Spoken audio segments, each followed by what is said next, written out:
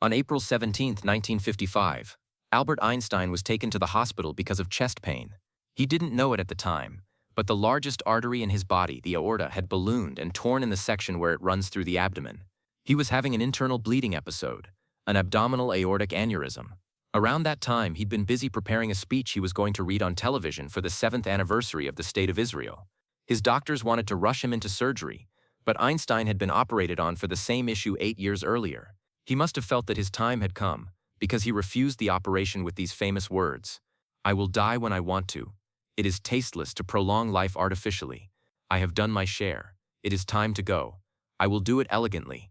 And that's exactly what happened. In the early hours of the next morning, he passed away at Princeton Hospital. If you've watched House MD, you've heard that hospital name before. The hospital shown in the series has nothing to do with Einstein's real death, of course, but the writers most likely chose the name on purpose. The truly interesting part, though, happened during the autopsy. The pathologist who performed the autopsy, Thomas Harvey, removed Einstein's brain just 7 hours after his death. He cut it out and preserved it in 10% formalin, without the permission of Einstein's family. Harvey believed this unique brain could reveal what had made Einstein so extraordinarily intelligent if he studied it in detail. But Einstein hated the idea of being idolized. In his will, he had asked that his body be cremated and his ashes scattered in secret. In other words, Harvey went directly against Einstein's wishes, and it didn't stop there. He also removed Einstein's eyes and gave them as a gift to Einstein's ophthalmologist, Henry Abrams. When Harvey realized he might get into serious trouble, he went to see Einstein's son, Hans, and somehow managed to convince him of the supposed scientific importance of what he'd done. He eventually obtained retroactive permission and escaped legal consequences. But Hans added a strict condition: his father's brain could only be used for serious scientific research, and the results had to be published in respected academic journals. Harvey agreed and promised to publish his findings within a year, and in fact, Einstein's brain has been the subject of multiple studies since then. So what did researchers actually find? Could they see traces of this incredible genius in his brain? Let's take a look. One of the most common stories about Einstein is that despite being such a genius, his grades in school were terrible, just like many of us. It's easy to see why people want to believe this. If even Einstein was treated like an idiot by the school system, then maybe we too could become the next Einstein one day, no matter what our report cards look like. Honestly, that's one reason I wanted to make this video. If you correctly identify what really made Einstein Einstein, you might be able to do similar things, or even surpass him. But if you want to be successful, the first thing you have to do is stop lying to yourself. Of course, grades alone don't determine your entire future. They're not the ultimate measure of a person's value. But that doesn't change the simple fact that Einstein's grades were actually pretty good. How do we know that? For example, this is his senior year report card from September 30, 1896. At that time, just like today, the highest grade in Switzerland was 6, and the lowest was 1. If you look closely at his grades, you'll see that he got 6s in subjects like algebra, geometry, physics, and history. He got 5s in chemistry, natural history, and German language and literature. In drawing and geography, he scored 4s. His lowest grade was a 3 in French language and literature. Not bad at all. And Einstein wasn't just successful in high school. When he first started school, his mother Pauline wrote a letter to Einstein's aunt and said, "Albert got his report card yesterday. He is first in his class again, and his grades are excellent." In other words, Einstein was a very successful student throughout his school life. Of course, like every student, he had conflicts with some teachers. For example, in middle school, at the Luitpold Gymnasium in Munich, one of his teachers supposedly said, "I wish Einstein weren't my student." But the reason wasn't that Einstein was lazy. It was because he used to sit in the back row, quietly smiling at the things the teacher said. The teacher thought Einstein didn't respect him, and at one point got angry and told him, "You will never amount to anything." But we can't judge an entire school career based on a few scattered anecdotes like this. We have to look at the overall performance and the full record, and when we do that, we clearly see that Einstein was not a failing student. So why do people keep spreading this nonsense? Part of it, as I said, is that it's comforting. It feels good to believe that even Einstein was treated as mentally slow by the education system. And yes, Einstein hated the rigid militaristic tone and highly structured approach of the schools of his time. He mentions this over and over again in his letters. But there's another reason for the confusion: the grading system used in Switzerland. Einstein was born on March 14, 1879, in the German Empire, and went to school there until high school. In the German system, it was the exact opposite of Switzerland. 1 was the highest grade, and 6 was the lowest. So before he moved to Switzerland, his report cards were full of 1s, meaning top marks. Many people later misread these 1s as the lowest grade, mixing them up with the Swiss system. To make things even more confusing, the Swiss high school he attended used the German grading system until 1896, Einstein's final year there. Only in that last year did they reverse the scale and start using 6 as the highest and 1 as the lowest, like on the report card I just mentioned. All of this fueled the confusion, but from family letters and surviving school records, we can clearly see that Einstein's grades were consistently good or very good. So what made Einstein's grades so strong? What was behind the brilliance that would later explode into full-scale genius? Could the secret be in his brain? That's the question that has fascinated scientists for decades. And not just about Einstein, about geniuses in general. Can we pinpoint something in the brain that makes someone a genius? Are these people simply born with a special brain? Or do certain regions of their brain become more developed because they obsess over a topic for years? Can we tell the difference? Thanks to Harvey's arguably inappropriate but historically important decision to remove the brain, we do have some clues today. After taking Einstein's brain, Harvey photographed it from many different angles. Then, with his mentor Harry Zimmerman, he cut it into 240 roughly 10 cubic centimeter blocks, and from those blocks he prepared microscopic slides. These brain sections were organized according to a cerebral cortex atlas published in 1925 by von Economo and Koskines, and they also roughly followed the regions described by Brodmann in the late 19th century. In other words, the cuts were made to correspond to functionally meaningful areas of the brain. But there was a problem. Neither Harvey nor his mentor Zimmerman were experts in neuroscience. They were pathologists. They could identify things like brain hemorrhages or trauma, but they didn't have the specialist knowledge needed to unlock the secrets of an extraordinary brain. So Harvey couldn't keep his promise to Hans. He had said he would publish within a year, but he couldn't find anything publishable, mostly because he didn't know what to look for. This quickly became a serious problem.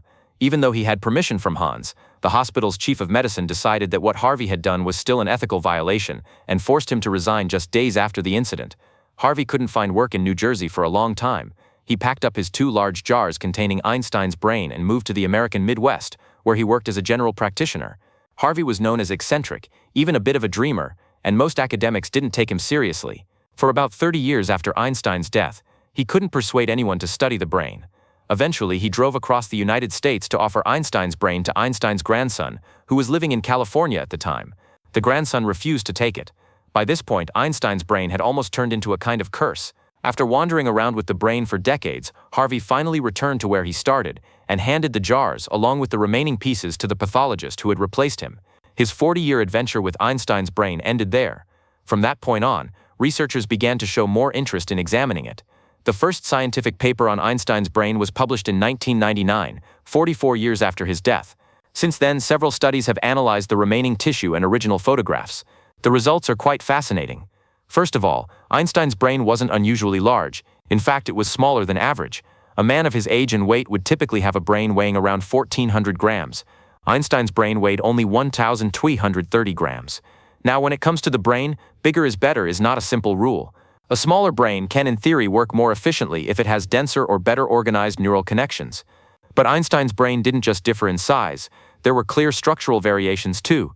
Let me show you a few of them. Imagine a typical human brain. This is the frontal cortex, the front part of the brain. Here's the right hemisphere, and here's the left. The gap in between is the longitudinal fissure, the groove that separates the 2 hemispheres and contains the corpus callosum, the big bridge of nerves that connects them.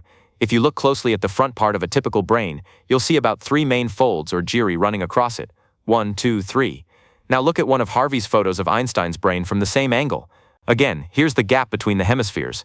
If we count the major gyri in the frontal region here, 1, 2, 3, 4, it looks like Einstein has an extra gyrus in the right frontal cortex, an area associated with nonverbal, mathematical, and spatial abilities. Not too shocking, right? But there's more. In the same photo, you can see a large, unusual fold, almost like a prominent bump compared to what we see in an average brain. This region is called the cortical hand knob, because in many people it looks like the Greek letter omega. This area is responsible for fine motor control of the hand and fingers. Previous research has shown that people who start playing the violin between the ages of 6 and 14 often develop a pronounced knob in this region. Just by looking at this, you could guess that Einstein played the violin with his right hand and that he started at a young age. And that's exactly right. Einstein began playing the violin at age 6, encouraged by his pianist mother, and he played all his life. In another photo, we see the left hemisphere of Einstein's brain from the front. Here's the fissure that divides the 2 halves again. Even if you know nothing about brains, something about this image jumps out. One particular gyrus is unusually large. In a normal brain, that ridge would be similar in size to the others around it. This region is part of the motor cortex, which controls voluntary movements like hand motions. There's also a result I can't show you with a simple photo. When scientists counted the neurons in certain microscopic slices, they found that Brodmann area 39, located in the left hemisphere, had fewer neurons than average. This area is associated with language comprehension and processing of written and spoken words. Interestingly, Einstein didn't speak fluently until after the age of 6, and he struggled for a long time with issues similar to dyslexia, such as difficulty turning thoughts into written form, trouble recalling words, and problems with reading out loud. So no, Einstein was not one of those prodigies who start reading at age 2 and play with abstract math at age 4. We'll come back to that in a minute. For now, note this: the most obvious differences in Einstein's brain are surprisingly tied to motor functions and sensory processing, not just abstract reasoning or math, and that fits very well with something else we know about him. Einstein didn't think primarily in words or sentences. In fact, when people told him that many individuals have an inner voice that talks to them in words, he laughed. He said he thought in images, colors, and music. In other words, he was likely a synesthete, someone whose senses and concepts blend together in unusual ways. If you want to test yourself for synesthesia, make sure to watch our future video on that topic. For Einstein, when he got stuck on a problem, he wouldn't simply sit down and crunch equations for hours. Sometimes, he would pick up his violin and play for hours instead. Then, seemingly out of nowhere, he would stop and say, "Ah, I've got it," and only then translate what he'd seen in his mind into mathematical form. His way of understanding the universe was also quite unusual.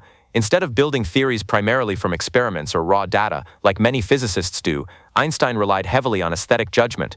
This is best described by another great physicist, Paul Dirac. He said something like this: "Most scientists try to build theories that match observations as closely as possible." Einstein, however, approached things differently. He would ask himself, if I were God, would I have created the universe this way? Depending on his answer, he would decide whether he liked a particular theory or not. This is a very odd but powerful philosophy that draws its strength from aesthetics, and it led Einstein to both tremendous successes and serious mistakes. For example, when he developed the theory of relativity, especially special relativity, which treats space and time as aspects of the same fabric, this sense of aesthetic beauty guided him strongly and helped him see something others had missed. But when he tried to extend special relativity into general relativity, his aesthetic preferences actually slowed him down for about 2 years. Because he kept choosing what looked more elegant mathematically, he repeatedly went down the wrong path. Only when he set aside his aesthetic instincts and let the math lead the way did he finally arrive at the correct field equations of general relativity. After seeing how powerful this shift was, he spent the rest of his life leaning more heavily on pure mathematics and less on aesthetics. Ironically, this may have contributed to his being relatively less productive in the second half of his career. And because his theory of relativity was built on top of classical physics, he never really accepted quantum mechanics, which essentially smashed classical physics to pieces. His resistance to quantum theory led to many famous debates and many mistakes. All of that is a topic for other videos. For now, let's go back to his brain. Of course, there were other findings that seemed to reflect his mathematical and physical genius. For example, the left parietal lobe, which is involved in math, reading, writing, and symbolic thinking, was about 15% larger than normal. Some studies also suggest that Einstein had relatively larger regions in the left hippocampus, involved in memory, and parts of the neocortex responsible for higher-level cognitive functions. Finally, the corpus callosum, the main bridge between the two hemispheres, seems to have been denser than average. This could mean faster and more efficient communication between the two sides of his brain, like having a supercharged data bus in a computer. Long story short, Einstein's brain definitely had noticeable structural differences. Now here's the critical question. Was Einstein born with these features, and did they help him become a genius? Or did his brain change over time as he devoted decades to high-level math and physics? We know one thing for sure: the brain is not a fixed, static organ. It's more like warm plastic. You can shape it with experience. We call this neuroplasticity. When you first learn basic math or physics in elementary school, a portion of your roughly 100 billion neurons starts forming new connections to handle this fresh information. The more you work on these topics, the more those connections strengthen and multiply. In other words, as you learn, the physical structure of your brain actually changes. However, in most cases, these changes are at the microscopic level, too small to show up as big differences in the brain's overall shape or folds, like what we saw in Einstein's photos. We also know that by around age 6, the human brain has already reached about 90% of its adult size and shape. So if experience is going to significantly affect gross anatomy, like the size of a gyrus, that influence probably has to start very early. And we know Einstein wasn't thinking about advanced physics problems when he was 5 or 6. His interest in science began when his father showed him a simple compass at age 5. Einstein was fascinated by the invisible force turning the needle, but he didn't seriously start working on deep scientific questions until maybe 5 to 10 years later. On the other hand, we still don't know exactly how much adult experiences can reshape the large-scale structure of the brain. That research is still in its early stages, so based on what we know today, it's very likely that at least some of the unusual features in Einstein's brain were present from birth. But most historians of science agree on something important. The main things that made Einstein were not just his genes or his brain structure, but his environment and life experiences. In this video, we've focused on the brain because that's our topic, but we didn't talk about his life story, what he went through, the people around him, the struggles that shaped his character and his way of thinking. What we can say is this: Einstein did not become a genius just by sitting around with a gifted brain. The learning difficulties he faced in childhood probably forced him to think and learn in unusual ways. He had a talent for obsessing over certain problems and chasing them relentlessly. Even while working at a patent office just to earn a living, he never stopped thinking about physics or studying the work of the top academic physicists of his time. That persistence, discipline, and determination turned his potential into reality. Without that, no one discovers the secrets of the universe by accident. Many studies show that genius is almost never about just one thing. It's not only genes, only brain anatomy, only hard work, only luck, only socioeconomic status, or only environment. It's a mix of all of these, in different proportions for different people. Yes, maybe Einstein's genes or brain gave him certain advantages. Maybe you weren't born with a brain exactly like his. Maybe your grades are worse than his ever were. You probably can't change those things now, but there are things you can change. Most people hardly use the power of neuroplasticity, or their ability to put themselves into situations that lead to growth and success. They don't do these things, and then they say, well, my brain isn't like Einstein's. That's why I'm not a genius. That's frankly a bit of self-deception. In future videos, I'll show you some examples of how pure curiosity and the right kind of guidance can completely transform a person. For now, I'll leave you with this. The next time you learn something new or think deeply about a topic, don't just imagine yourself collecting information. Remember that the physical wiring of your brain is literally changing as you do it. Picture your neural connections strengthening and reshaping in real time. Not only will this make learning more meaningful, it will actually make the process more enjoyable. Try it, you'll see. See you in the next video.